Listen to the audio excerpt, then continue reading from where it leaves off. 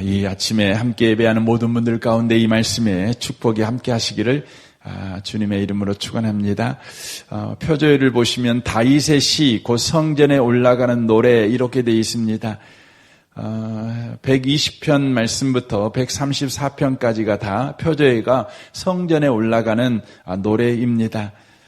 그런데 여기에 보시면 총 15편의 성전에 올라가는 노래 가운데 10편은 무명입니다. 누가 지었는지 모르죠. 그런데 그곳에 15편 가운데 한 절은 솔로몬의 시라고 기록이 되어 있고, 그리고 4편은 다윗의 시라고 기록이 되어져 있습니다. 성전에 올라가는 다윗의 시편 중 첫 번째가 오늘 읽었던 시편 122편 말씀인 것이죠.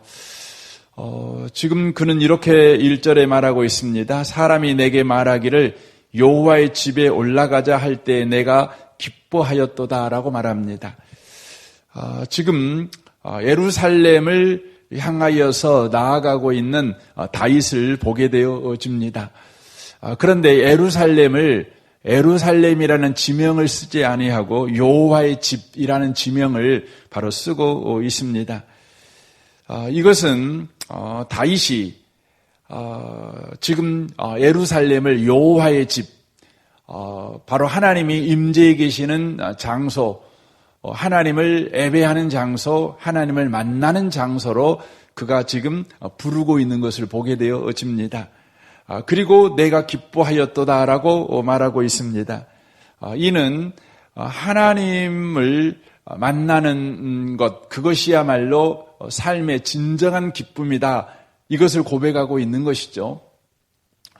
이스라엘 사람들은 1년에 이렇게 4차례씩 꼭 예루살렘에 올라가야 했습니다. 반드시 올라가야 했습니다. 뭐하러 올라가냐면 바로 하나님께 예배하기 위해서 올라갔습니다. 그것은 예배라는 의식을 하기 위해서 올라간 것이 아니라 바로 하나님을 만나기 위해서 예루살렘에 올라간 것입니다. 예배라고 하는 것은 의식이 아니라 하나님을 만나는 바로 행위라는 것을 우리가 놓쳐버리면 안 됩니다.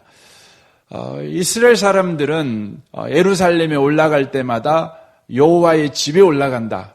하나님을 만나러 올라간다. 하나님과 친밀한 교제를 위해서 올라간다. 이렇게 그들은 생각했습니다. 그리고 그들은 기뻐했습니다. 왜냐하면 삶의 진정한 기쁨은 예배의 회복이요 하나님을 만나는 데 있다고 그렇게 그들은 알았기 때문에 그렇습니다. 다윗은 왕입니다.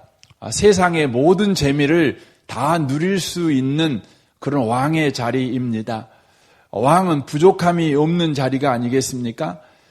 이 땅에 있는 그 어떤 것도 누릴 수 있는 자리가 왕의 자리가 아니겠습니까?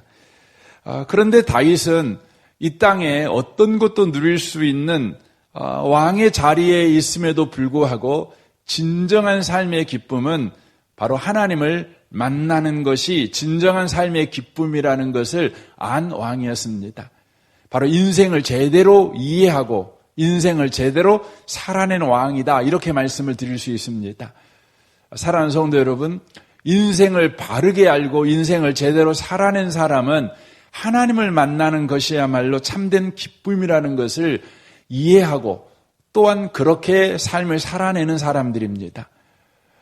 많은 사람들이 기쁨을 구합니다. 행복을 구합니다. 하지만 참된 행복을 누리지 못합니다. 인생의 참된 가치와 참된 깊이와 넓이를 경험하지 못합니다. 인생을 수박 거달기로 인생을 살 뿐입니다. 늘 목마르고 늘 갈증을 가지고 살 뿐이라는 의미입니다. 그 이유는 무엇입니까? 바로 하나님을 만나는 기쁨, 인생을 인생되게 하는 하나님을 만나는 예배의 기쁨을 그들이 알지 못하기 때문에 그렇다는 것입니다. 저는 이 아침에 오신 여러분을 축복합니다. 여러분의 삶 가운데 하나님을 만나는 예배의 기쁨을 꼭 회복하시길 바랍니다. 그래서 인생의 참된 기쁨을 저와 여러분이 꼭 아셔야 된다고 하는 것입니다.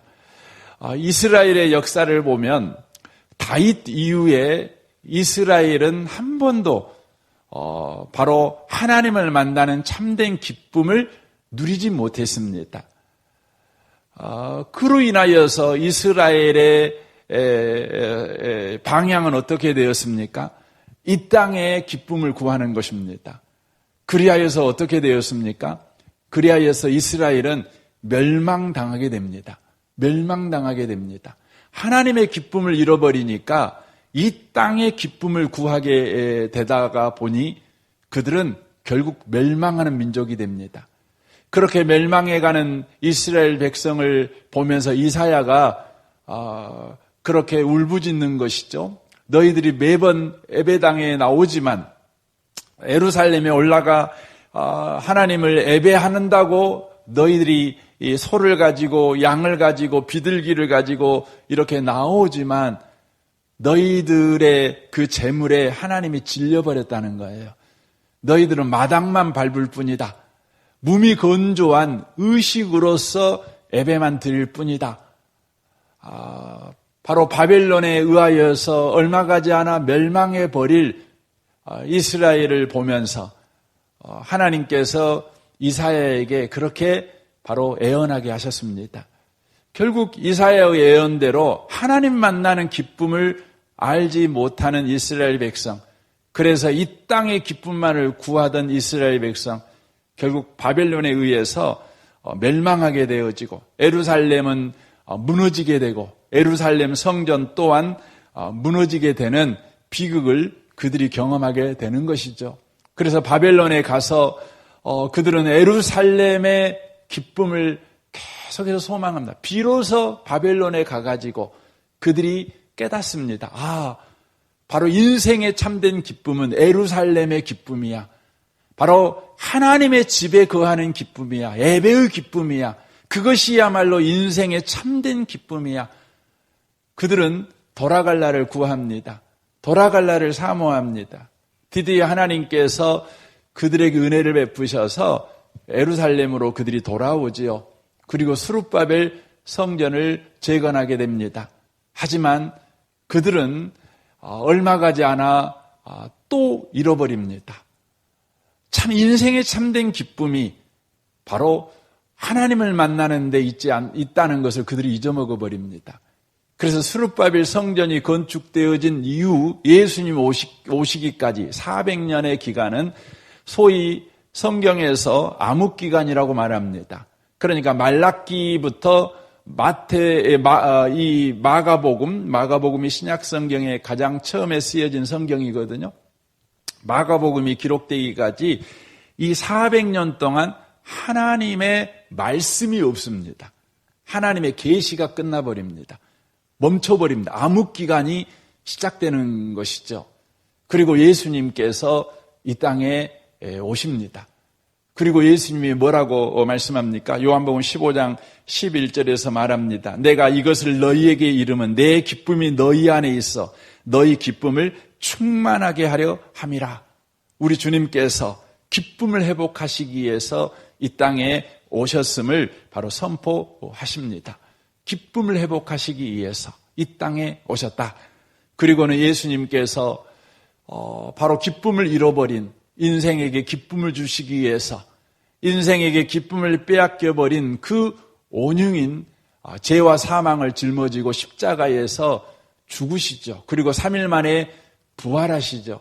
하늘로 승천하십니다. 승천하실 때 주님께서 제자들에게 말씀을 하는 것이죠. 너희들 예루살렘 떠나지 말아라 말합니다. 예루살렘을 떠나지 말아라. 너희들은 몇 날이 못 되어 아버지가 약속하신 것을 너희들은 받게 될 것이다. 그때 제자들은 그 말의 의미를 이해하지 못합니다. 그들은 이렇게 이해했습니다. 이스라엘을 회복하심 이때니입니까? 그들은 그때까지 바로 예루살렘의 기쁨이 하나님을 만나는 기쁨이라는 것을 이해하지 못했습니다. 예배가 회복되는 기쁨이라는 것을 이해하지 못했습니다. 인생에게 필요한 진정한 기쁨은 하나님을 만나는 기쁨이요 예배의 기쁨이라는 걸 이해 못했습니다. 스룹바벨 이후로 이스라엘은 예루살렘에 돌아왔지만 나라가 회복되지 않았습니다. 그래서 여러분 아는 것 같이 이스라엘은 얼마 가지 않아서 알렉산더에 의해서 이스라엘이 점령당합니다. 그리고 또 얼마 가지 않아서 노마에 의해서 이스라엘이 정복당합니다. 그들은 바벨론에 있었을 때 하나님을 만나는 기쁨이야말로 인생에게 반드시 필요한 기쁨이고, 그 기쁨을 회복했을 때 인생의 모든 영역에서 기쁨이 회복된다는 것을 그들이 알았음에도 불구하고 예루살렘에 돌아오자 성전을 건축하다가 얼마 가지 않아서 이걸 또 놓쳐버리고, 그리고는 나라가 없는 그 소름 가운데 또 400년을 살다 보니 그들 가운데 있었던 간절한 기대와 소망은 바로 이스라엘의 기쁨은 나라가 독립되어야 이스라엘이 바로 기쁨을 회복한다는 정치적인 회복이야말로 기쁨의 회복의 요인이 된다고 그들은 생각을 했습니다. 그래서 예수님께서 승천하실 때 그렇게 말씀하셨지만 그들은 진정한 인생의 기쁨은 정치적 회복, 나라의 독립, 그러니까 이스라엘 나라를 회복하심이 이때입니까? 이렇게 질문한 것입니다. 그때 예수님께서 말씀하지요. 아니다는 것입니다. 그때는 너희들이 알 바 아니다. 너희들의 기쁨과 정치의 회복의 기쁨은 아무 상관이 없다. 그건 순서가 틀린 것이다. 오직 성령이 너에게 임하시면 너희가 권능을 받고 예루살렘과 온 유대와 사마리아와 땅끝까지로 내 증인이 되리라. 바로 하나님을 만난 사람들에게는 어떤 상황과 어떤 형편에 처하든지 기쁨의 행진을 할 수 있다. 기쁨의 노래를 부를 수 있고 기쁨의 시를 지을 수 있으며 기쁨의 행동을 한다. 기쁨의 소망을 품고 살아갈 수 있다는 것을 너희들이 바로 예루살렘부터 너희들이 밟는 모든 땅 가운데 그것을 증거하는 증인으로 너희들은 서게 될 것이다. 바로 하나님께서 너희들을 만나주시기 위해서 너희들을 성전 삼아버리는, 바로 너희들의 삶이 하나 성령이 임하는 성전이 되는 바로 그 삶이 있게 될 때 그런 일이 벌어지게 될 것이다. 이렇게 말씀하십니다. 그리고 오순절날에 그들에게 성령이 임하게 됩니다. 바로 하나님이 그들 가운데 임재해 주시죠. 하나님이 그들을 만나 주시는 거죠. 바로 여기 시편 122편에 여호와의 집에 올라가자고 구약 시대에는 이야기를 하는데 신약의 성도는 어떻게 됩니까? 여호와의 집이 우리 가운데 임해버린 겁니다. 여호와의 집이 저와 여러분이 돼버린 것이죠. 하나님이 친히 우리들을 만나기 위해서 우리 가운데 임재해 계셔버린 것이죠. 구약의 신자들은 하나님을 만나기 위해서는 예루살렘 성전에 올라가야 했어요. 인간이 올라가야 했어요. 그런데 예수 그리스도로 말미암아서 하나님께서 우리 가운데 오셔버렸어요. 이제 저와 여러분은요, 지금 하나님을 모시고 사는 존재인 것을 기억하셔야 합니다. 아멘 하십시오. 여러분과 저는 지금 하나님이 우리 가운데 계셔요. 하나님을 우리는 늘 만나고 있는 겁니다. 근데 만난다는 걸 우리가 확인을 못해요. 왜 확인을 못합니까? 믿음이 없으니까 그렇습니다. 그래서 여러분, 예수 믿는 사람은 믿음으로 살아야 되는 겁니다. 지금 주님이 우리를 만나주고 계셔요. 지금 주님이 우리와 함께 계셔요. 이걸 아는 것입니다. 성령이 임하니까 그렇게 된 것입니다. 오늘도 저와 여러분이 믿음으로 사시기 바랍니다. 그러면 주님이 우리와 함께 계시고 오늘 주님을 여러분과 제가 함께 손잡고 주님과 우리가 동행하면서 하루를 사는 것입니다. 초대교회 성도들은요, 성령이 이렇게 임하니까요, 하나님께서 그들 가운데 임재하니까 기쁨이 회복되는 거죠. 그래서 사도행전 2장 46절에 이렇게 말합니다. 날마다 마음을 같이하여 성전에 모이기를 힘쓰고 집에서 떡을 떼며 기쁨과 순전한 마음으로 음식을 먹고 하나님을 찬미하며 또 온 백성에게 칭송을 받으니 주께서 구원받은 사람을 날마다 더하게 하시니라라고 되어 있습니다. 날마다 더하게 하시니라. 그들은 성령이 임하자 하나님의 집, 그들 자신이 하나님의 집이 됐습니다. 하나님을 늘 만나지요. 그들은 기쁨의 집이 된 것입니다. 이 아침에 오신 복 있는 성도 여러분, 예수 믿는 사람은 여러분과 저가 기쁨의 집인 것을 믿으시길 바랍니다. 우리가 기쁨의 집인 거예요. 우리는 이걸 안 받아들여요. 아이고, 내가 기쁨의 집입니까? 지금 내 주변을 봐보세요. 내 형편을 봐보세요. 시끌사끌해가지고, 아이고, 기쁨이 내게 없습니다. 나는 슬픔의 집입니다. 나는 걱정의 집이지, 내가 어떻게 기쁨의 집입니까? 이렇게 우리는 주장합니다. 그 이유가 뭘까요? 저와 여러분이 보이는 대로 살아서 그렇습니다. 그래서 바울 사도는 에베소 교회를 향해서 기도하는 것입니다. 무슨 기도를 하는 것입니까? 눈이 열리기를 기도합니다.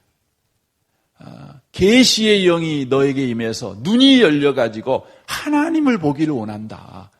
지금 너와 함께 계신 하나님을 보기를 원한다. 그리고 그 하나님께서 어떠한 능력으로 지금 너희의 삶 가운데 함께 계시는 걸 너희들이 알기를 원한다. 이렇게 기도하는 것입니다.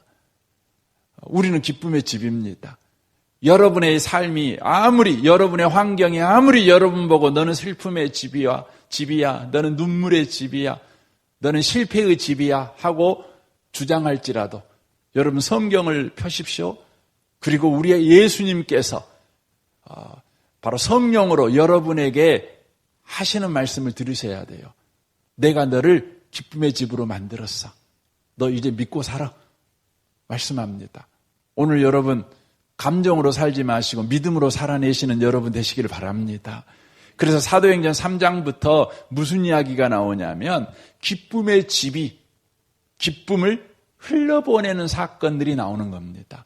그래서 사도행전 3장에 무슨 일이 있습니까? 40년 동안 태어나면서부터 한 번도 걷지 못한 안진뱅이가 나옵니다. 얼마나 절망입니까? 얼마나 슬픕니까? 얼마나 안타깝습니까? 얼마나 절망입니까? 그런데 여러분 베드로와 요한이 그에게 어떻게 합니까? 기쁨을 흘려보냅니다. 어떻게 해요? 예수의 이름으로. 여러분 여러분의 기쁨의 집에 닫힌 문이 열리게 만들어야 합니다. 여러분이 기쁨의 집으로서 기쁨을 흘려보내는 열린 문이 되는 방식은 뭐냐면 예수 이름을 쓸 때입니다. 여러분 예수 이름이 여러분의 기쁨의 집의 열쇠인 걸 믿으시길 바랍니다. 그래서 예수 이름을 쓸 때 여러분 안에 있는 기쁨이 하나님의 기쁨이 이웃에게 흘러가는 것이죠. 그래서 40년 동안 안진뱅이였던 그에게 바로 베드로와 요한 속에 있는 하나님의 기쁨, 하나님의 임재에 계시고 하나님이 함께해 주시는 그 능력의 기쁨이 흘러나가는 것이죠. 그러니까 어떻게 됩니까? 그 안진뱅이가요 곳곳 뛰고 기뻐합니다. 온 예루살렘 성을 뛰어다니면서 그가 하나님을 찬송하며 기뻐합니다. 기쁨이 전염되는 버리는 것이죠. 놀랍죠? 놀랍죠? 오늘 하루 사랑하는 성도 여러분, 여러분을 통해 누군가가 기뻐하게 될 것입니다. 여러분 예수 이름으로 여러분의 기쁨의 집의 문을 열 때, 믿음으로 여러분의 기쁨의 집의 문을 열 때 그렇게 되어지게 될 줄 여러분 기억하시고 오늘 믿음을 꼭 쓰시는 여러분 되시길 바랍니다. 그래서 사도행전 8장에 보면 그런 일이 있죠.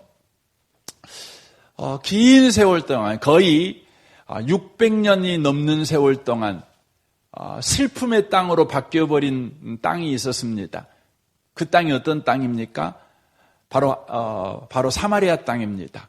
사마리아 땅은 북조 이스라엘이었죠. 북조 이스라엘은 남조 이스라엘이 바벨론에 망하기 200년 전에 망했습니다. 바로 아수르에 의해서 망했습니다. 남조 이스라엘은 바벨론에 의해서 망하지만 북조 이스라엘은 아수르에 의해서 망합니다. 아수르가 어떤 정책을 씁니까? 이주 정책을 씁니다. 요즘 중국이 티벳에다가 한족을 엄청나게 이동시켜 버리잖아요. 그래가지고 티벳 인구보다 티벳 쪽보다 그냥 한족들이 더 많이 사는 땅으로 만들어가지고 동화작전을 다 섞어버리는 것이죠. 그래서 그 독립에 대한 의지를 꺾어버리는 것이죠. 이구르도 마찬가지입니다. 이구르 땅에도 한족들 대거 이주시켜버립니다. 아수르가 사마리아 땅에 그렇게 했습니다. 대거 이주시켜버렸습니다. 하고 피를 섞어버렸습니다. 그래서 이스라엘 백성들이 봤을 때 저것들은 혼혈족이죠. 잡족이 돼버린 것입니다. 교류도 안 합니다. 그러니까 여러분 얼마나 슬픈 땅입니까? 아무개의 땅이죠. 아무개의 땅이 성경에도 그렇게 되어 있습니다. 그 땅은 빛을 잃어버린 땅이 되어버렸습니다. 슬픔의 땅입니다. 근데 그 땅에 누가 갑니까? 빌립 집사가 갑니다. 빌립 집사가 갑니다. 가가지고 뭐 합니까? 사도행전 8장 5절에 보십시오. 빌립이 사마리아 성에 내려가 그리스도를 백성에게 전하니 바로 예수로 기쁨의 집의 문을 여는 겁니다. 문이 열린 겁니다. 무리가 빌립의 말도 듣고 행하는 표적도 보고 한 마음으로 그가 하는 말을 따르더라. 많은 사람에게 붙었던 더러운 귀신들이 크게 소리를 지르며 나가고 또 많은 중풍병자와 못 걷는 사람들이 나으니 그 성에 큰 기쁨이 있더라. 큰 기쁨이 있더라. 놀랍죠. 여러분, 예수 믿는 여러분과 저는 기쁨의 집인 것을 믿으시길 바랍니다. 여러분이 아무리 나는 안 기뻐요. 힘들어요. 여러분 그렇게 주장해도 그건 여러분 주장입니다. 하나님의 주장은 뭡니까? 내가 너 안에 있으니 예수 때문에 너와 나 사이에 죄가 무너지고 내가 너희에게 걸어 들어갔다. 지금 내가 네 안에 있어. 내가 너를 지금 만나고 있어. 너는 그래서 여호와의 집이야. 너는 기쁨의 집이야. 믿음으로 살아. 하나님 믿어. 네 판단 믿지 말고 네가 본 거 믿지 말고 하나님이 행하신 거 믿어. 이렇게 우리에게 요구하십니다. 저와 여러분이 기쁨의 집인 것을 아시고 오늘도 믿음으로 기쁨의 집의 문을 꼭 여시는 여러분 되시기를 주님의 이름으로 축원합니다.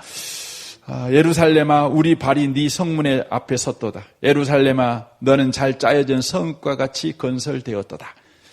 시간이 많이 가버려가지고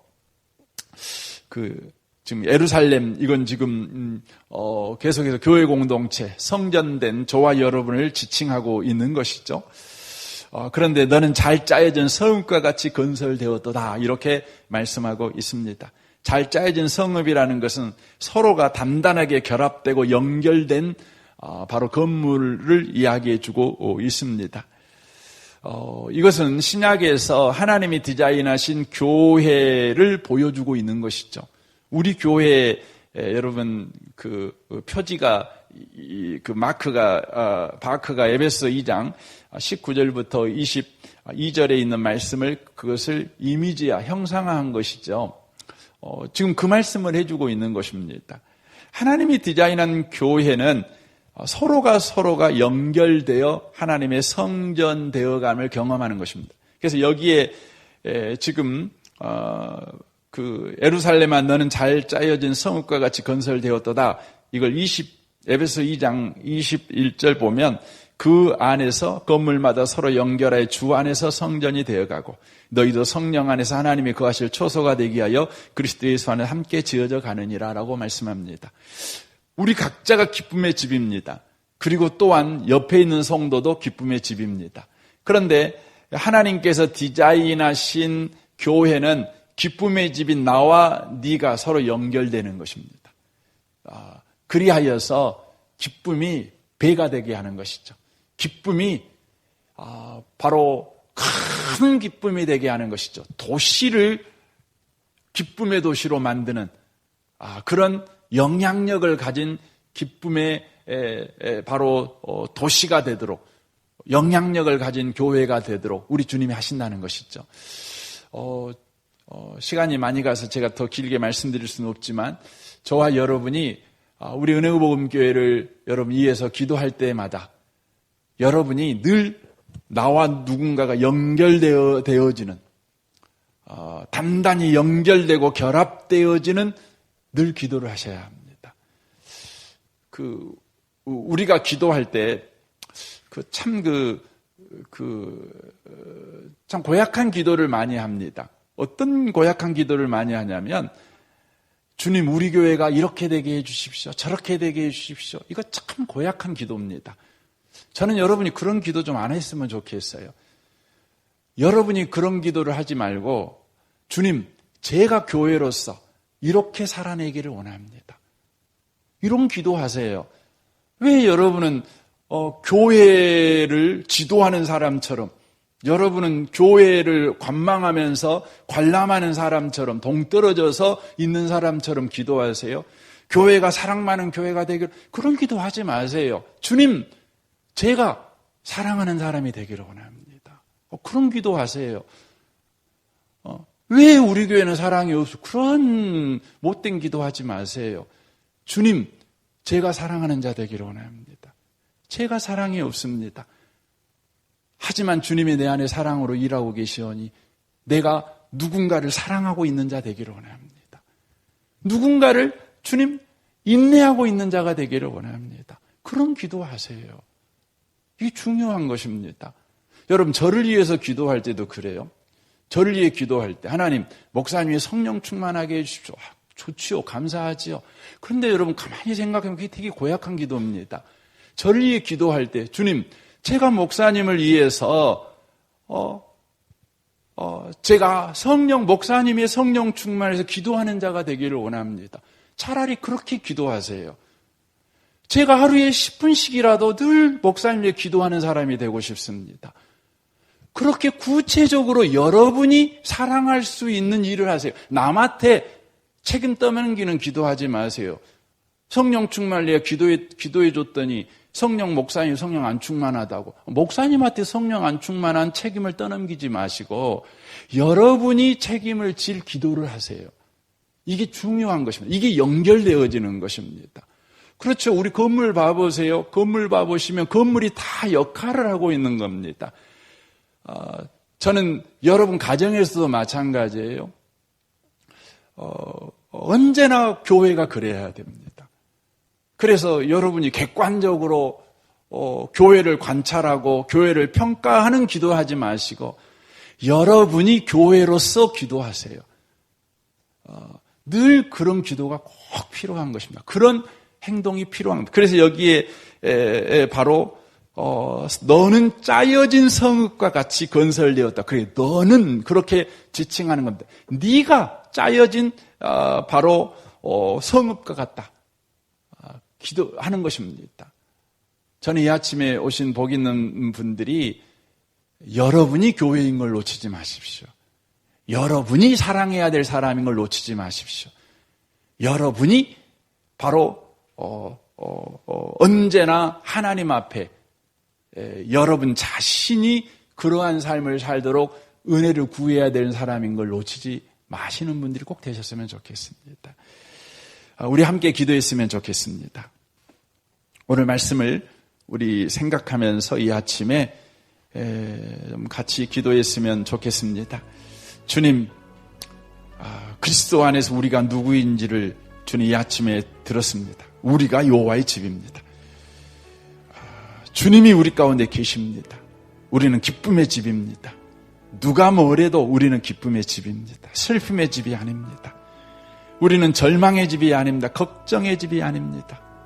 문만 열면 걱정이 한 보따리 나오는 사람이 아닙니다. 문을 열면 기쁨이 쏟아져 나오는 사람입니다. 주여 예수 이름으로 오늘도 기쁨의 집에 문을 열게 하옵소서. 믿음으로 기쁨을 오늘도 흘려보내는 자 되게 하여 주옵소서. 주님, 잘 짜여진 성읍과 같이 살게 해 주십시오. 내가 옆에 성도와 단단히 결합되게 하십시오. 내가 주님 사랑하기를 원합니다. 주님, 내가 인내하기를 원합니다. 주님, 내가 이렇게 구체적으로 살아가기를 원합니다. 그렇게 주께 은혜를 구하는 아침의 기도가 됐으면 좋겠습니다. 우리 성도들을 위해서 여러분과 제가 기도하시고 성도들의 가정과 직장을 위해 기도하시면 좋겠습니다. 여러분의 가정을 위해서, 자녀들을 위해서, 또한 사업을 위해서, 이 나라와 이 민족과 북한과 열방을 위해서 여러분 기도하시면 좋겠습니다. 우리 좋으신 주님께 이 아침에 우리 통성으로 구하겠습니다. 기도하겠습니다. 오 살아계신 하나님 아버지,